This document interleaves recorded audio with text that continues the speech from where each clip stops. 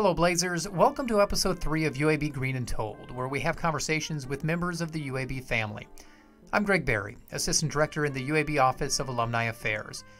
In today's episode of Green and Told, we welcome Dr. Anand Iyer, Assistant Professor in the Division of Pulmonary, Allergy, and Critical Care Medicine at UAB. As he'll share, one graduation after another, Anand kept returning to UAB to continue his education. What's great about UAB is that there are people at every stage that are incredible humans. Through his academic career, he would give 3 commencement addresses, including 2 at UAB. I still have chills about the experience sitting on stage, hearing the bagpipes, walking around the room. And hear how the transition has gone from being a student to a professor at UAB. It allows you to sort of have a sense of humility and to respect that whole process that somebody goes through.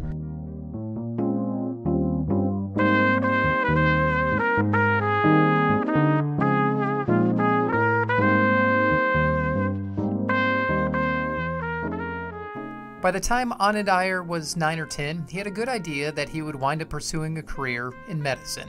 Growing up, his dad was a family practitioner at a clinic in Anniston, Alabama, and his mom, the office manager. The clinic was a second home, and medicine was just natural to him. Then, while attending the Donahoe School, Anand became aware of exactly where he would study medicine. As small as it is, it's put out a lot of blazers. So there were 2 in particular, Eric Wallace, who's now Director of E-Medicine or Telehealth for UAB, and Jason Lott, who was a Marshall Scholar. So they were seniors when I was a 7th grader. And so they came to UAB in the University Honors Program and the Early Medical School Acceptance Program. Okay. So immediately in 7th grade, I was like, what did they see about UAB that's so attractive that these guys that could go Harvard, they had scholarships everywhere, but they said, I'm going to UAB because of these 2 programs, which was obviously I need to look into it and investigate, which I did and got into both and said, I'm going to these because they did it, and these programs are amazing. So they were 5 years older than you, approximately. Did you, as you found yourself making that decision and starting exploring the collegiate life, did you reach out to them and talk to them at all? The time. They were huge mentors in high school. So even though I might have been 12 and they were 17 years old, we communicated it all the time. They were in the band or played sports, and it's a small school of 300 students from K through 12. So you knew everybody in your grade, and you knew almost everybody in the school. And so it was very easy to talk to them. Even at one point, they were physical neighbors to me in Anniston. So we'd go sledding or something, trade baseball cards with Eric and his little brother. It was natural to say, hey, what did you learn? You went to UAB, talk to me about MSAP, talk to me about the honors program. And they guided me into inevitably choosing the 2. What's that relationship, the dynamic with them now? So I don't get to talk to Jason much, but Eric is in charge of telehealth for the School of Medicine. So our pulmonary program does telehealth outreach to intensive care units across the state of Alabama that are low resource settings. Okay. And so we're working with that. So every time I see Eric in the hospital, it's always, hey man, how you doing? We chat about Donahoe or Anniston here and there. So it's kind of fun. At UAB, Anand was able to flourish as a biology major, but his undergraduate goal wasn't supposed to include strictly a pre-medicine track. The beauty of the MSAP program and the University Honors Program is you could do biology, but you could do other things. Knowing that you still took your MCAT, got to work in the seminars with Greg Pence and Ada Long, Mike Sloan, these guys from early 2000s, it allowed you to broaden. So I came in as a biology major, pre-med, early medical school acceptance program, but I was also a music double major. Okay. So I wanted to be. I got a piano scholarship here and studied with Yakov Kosman. And so he is probably the best kept secret. Everybody should know about him, but he is one of the best pianists I've ever heard. And he just happens to be working right across the street.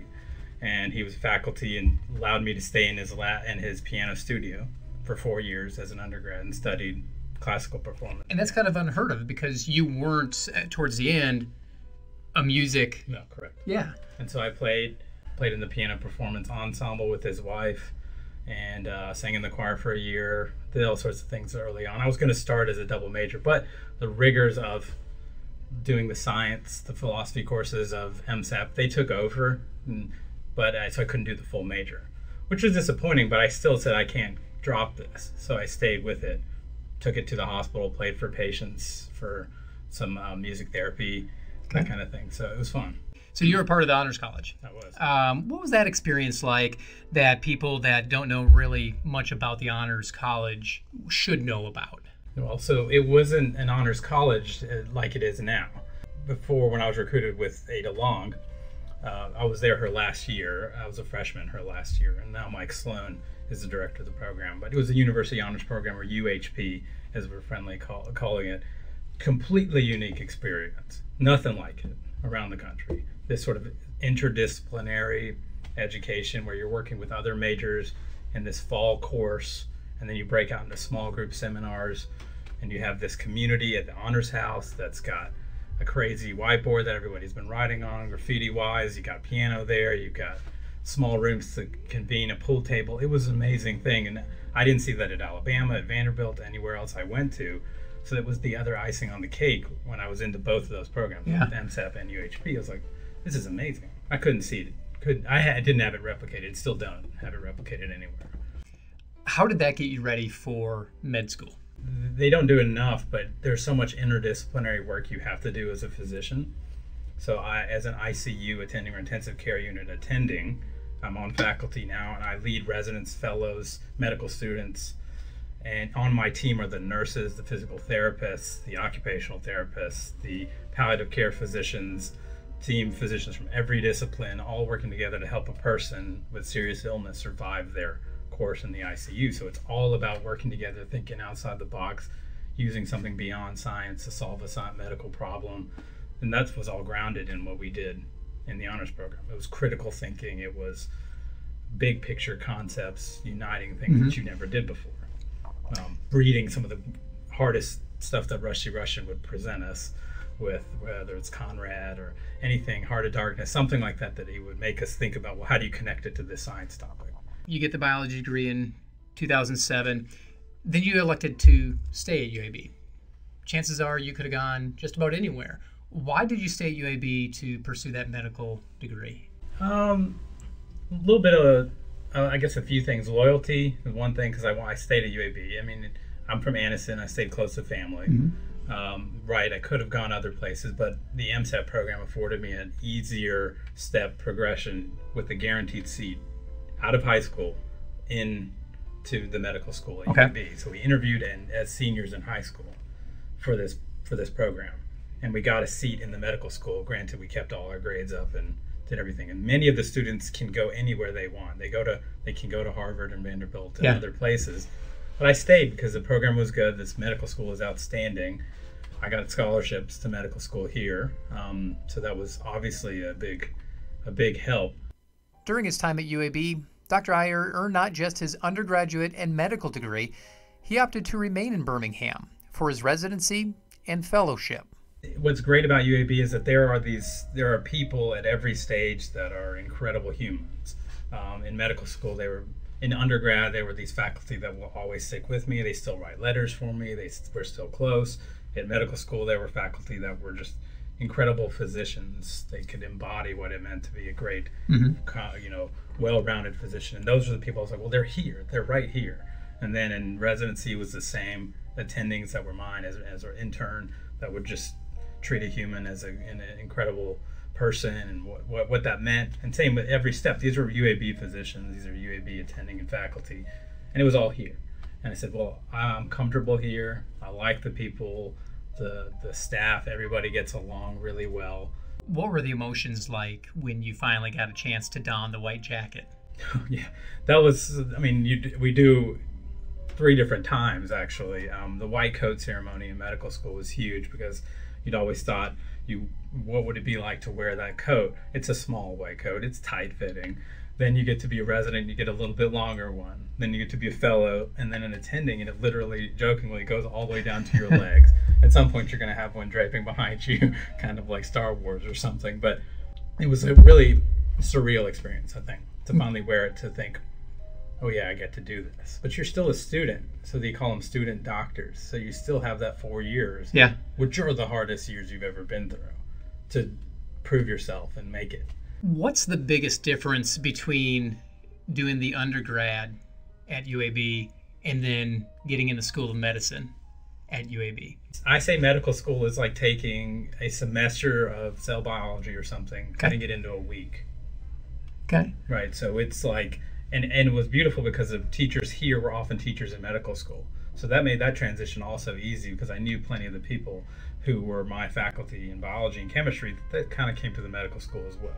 So that was easier, but then they're saying, okay, you remember what we did in the entire semester over 4 months? We're doing it tomorrow. We're doing it this week. Yeah. So take that whole book, memorize the entire thing. You got this week to do it. And so that's what medical school is. And then let's add to that 4 different subjects at the same time. And it's unreal the amount of knowledge they're trying to pack it to our brains within 2 years, really. And then you go to the clinical side. But yeah, it was that transition was just the pace and the volume.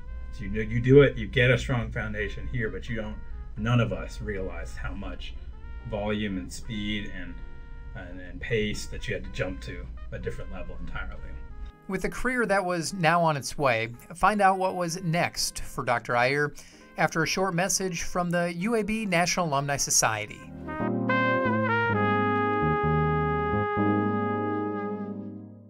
Sip some wine, sample craft beer, give back. Support student scholarships at the 11th Annual Uncork Education at the Alumni House on Sunday, October 27th, 2019. Join us for a live and silent auction, mystery cork prizes, and 2 stocked bars that will be given away. Tickets for this popular event are now available. To find out more about the 2019 Uncork Education or to purchase your tickets, visit alumni.uab.edu/uncork.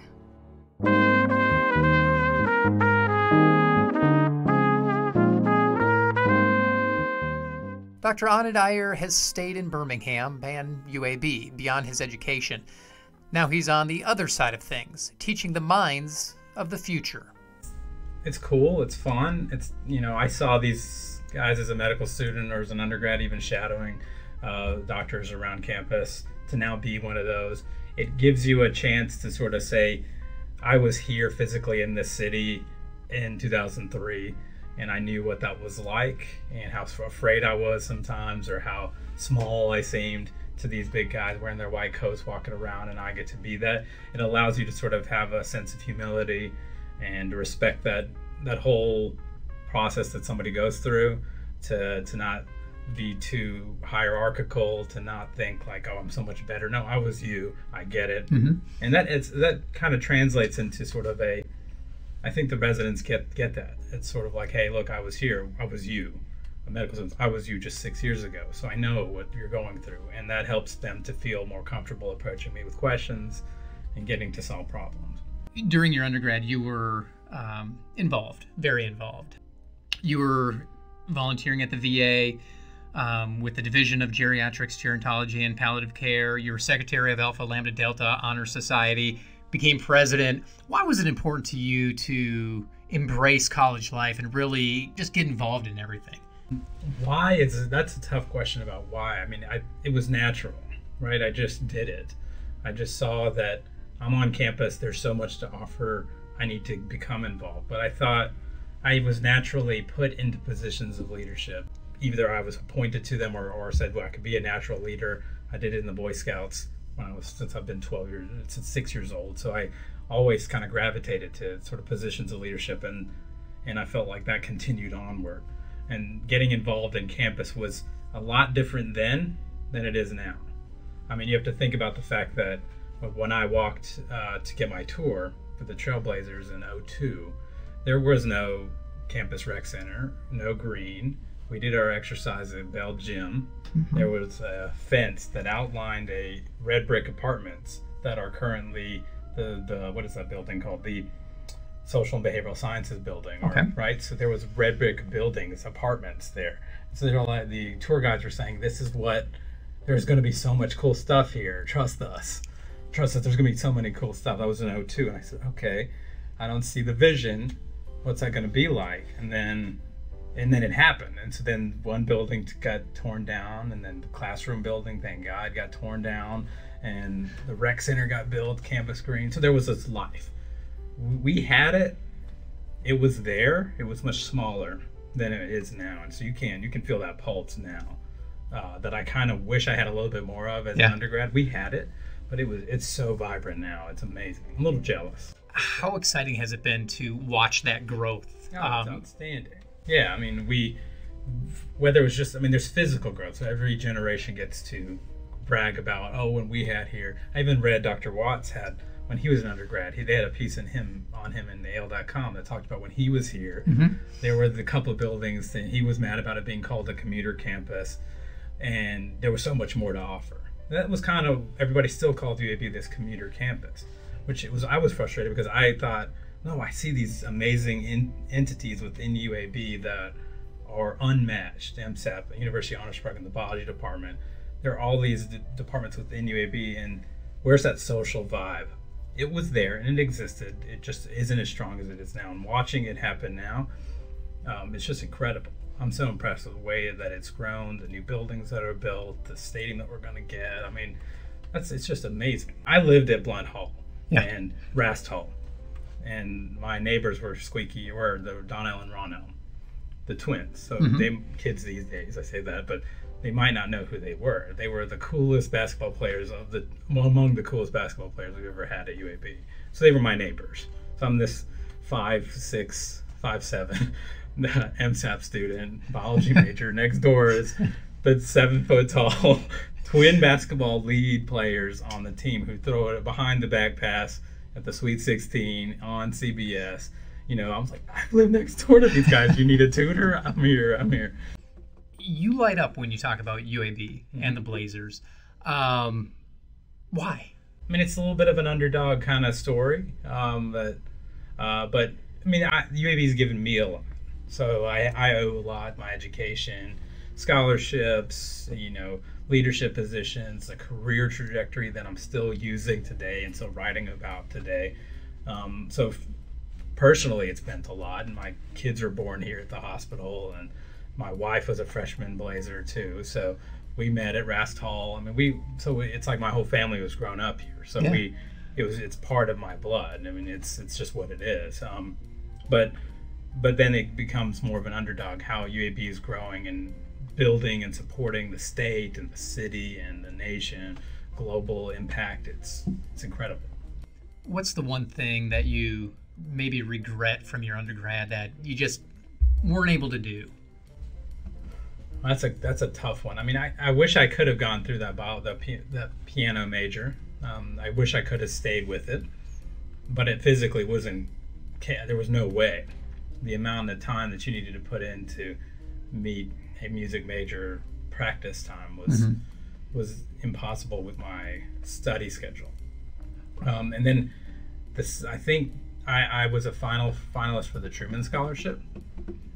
So that's this major graduate fellowship award that's akin to the Rhodes and the Marshall Scholarship. I made it to the finals of that competition. So I still think of that as one of my greatest failures, which could turn into something different. But as a junior at UAB, I didn't see it that way.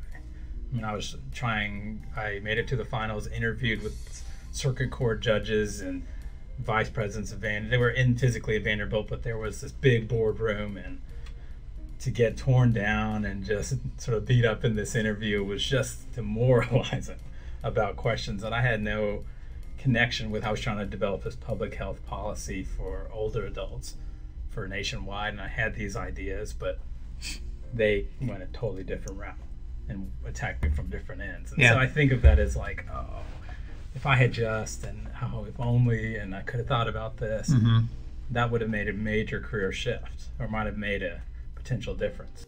Throughout his academic career, Dr. Iyer gave a commencement address as the valedictorian of his high school class at Donahue, and also at his undergraduate ceremony and in medical school.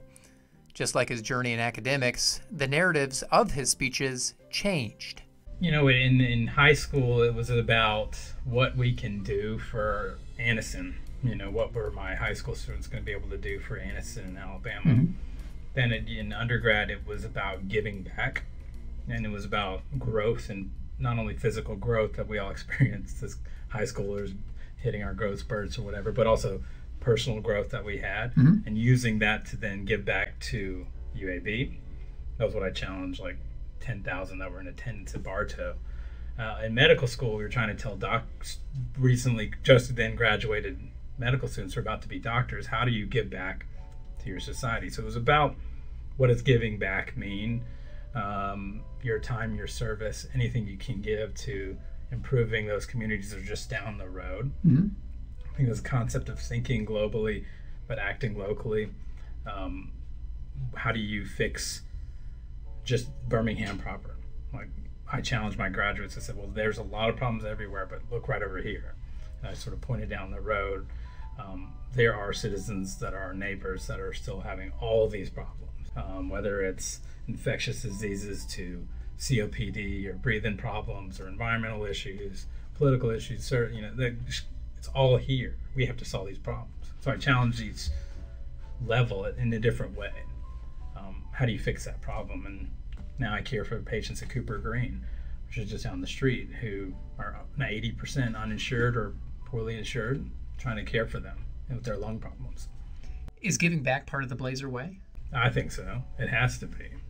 I mean, then we that's what UAB does, I think, whether it's to its physicians, its nurses, its students, entrepreneurs, the business community, the students at Colette that just learn how to do that. That's what they do. It's about developing a model that will impact the city, developing a new computer science tool that's going to reach out throughout Alabama, telehealth-wise, or something like that, or a new medicine or a new model in healthcare to deliver it to larger populations. That's what we're trained to do, and that's what I've been doing for like 15 years, I think, figuring that out and solving those problems. So you give these 3 commencement speeches. Which one was the most meaningful, and which one are you most proud of? I think the undergrad one in 07. It was a large audience, and I was nervous as it gets. But sitting there in front with Dr. Garrison, then president, and Dean Watts when he was there, and that was. And I still have chills about the experience, sitting on stage, hearing the bagpipes, walking around the room. That was my graduation, and I get to go and talk to my students and pump the audience up and tell them, hey, look, don't forget to do these things as you go on and move out. You know, this school gave you all this training and education. Don't forget us, and don't forget UAB. And so I didn't, and so I tried to live it. But it's some kind of things that I still hold myself as a rubric. You know, did I do the things I said to do in that speech? I challenge myself to either listen to it or make sure I remember what I said and look back and say, hey, did I do those things? I tried to. You spoke a little bit about how UAB has progressed since you started as a freshman here in Birmingham. Where do you see it going in the next 20, 25 years? Well, physically, we may, absorb all of Southside. Yeah. I think that will actually happen. Everything beyond the railroad tracks may be UAB. I don't know if that's necessarily a bad thing. I mean, there's going to be the restaurants, the bars, the energy that comes with it, the sports scene, the vibrancy. So I see physically, it's just going to take over. I don't think that's a bad thing, personally, but it's going to be everywhere. So we'll have a physical spot all over the city of Birmingham. Our reach will be beyond that through telehealth means or through remote campuses everywhere, Montgomery, and then we're going to grow beyond those campuses for residents and students. But we'll definitely be, if our trajectory continues, we'll be ranked amongst the best. We're the best youngest university, right? A couple of years running. Yeah. So we'll be the best overall university, or the most diverse, continuing that sort of trends. I think with that recruitment power and that sort of alumni giving back and all that, it's going to be a major leader more than it already is. I mean, I think Dean Vickers and Watts already want to grow the medical school in other ways. Blanton and everybody's going to grow the honors program. The undergrad's going to physically grow. But I think it'll be a big school, and it won't be a community campus for sure. It's already not Yeah. now, but that moniker is going to be gone. So we're like, oh, UAB is just another great college to go to.